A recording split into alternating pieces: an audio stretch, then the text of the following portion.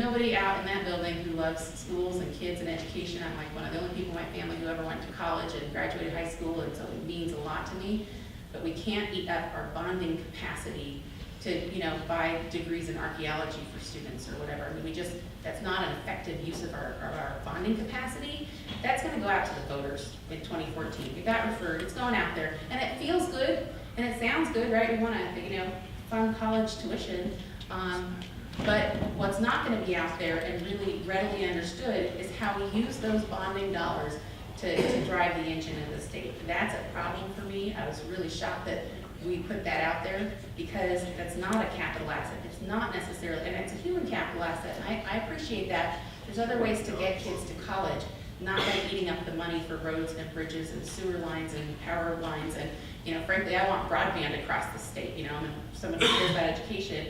I think the next education divide is a digital divide. And when you've got kids in Eastern Oregon on dial-up, I'd like your industry to be laying broadband. I think that's the next railroad movement, is that you've got, that information highway is not railroad tracks, it's broadband, it's cable, and that's, kids need that if we're gonna have a robust education system. And so, that's problematic for me, that we're gonna eat up bonding capacity for higher ed.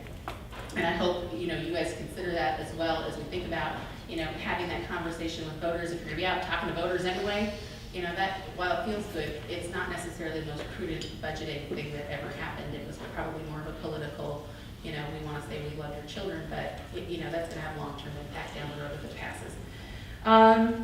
So what's the future look like? We've got to work on ways to get jobs projects up off the ground, and they need to be innovative. They have to bring in some private sector dollars. We have to have an economy where people want to come from other states and other countries and invest in Oregon and use our natural resources in a very balanced manner. Nobody wants to, blow up the environment, but if there's a sage grouse sitting on $1 billion, I don't even know what that was until this session, but if there's a sage grouse sitting on $1 billion of uranium in Eastern Oregon, I'm sorry, go give out hunting tags and, get the birds gone, right? So,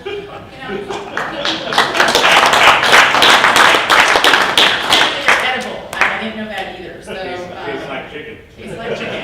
Someone's gonna have to hunt me a sage grouse, and I'll barbecue it. But I didn't even know what that was. So we're gonna have to make sure that there's really good private sector investment. I appreciate that people who want to save the planet.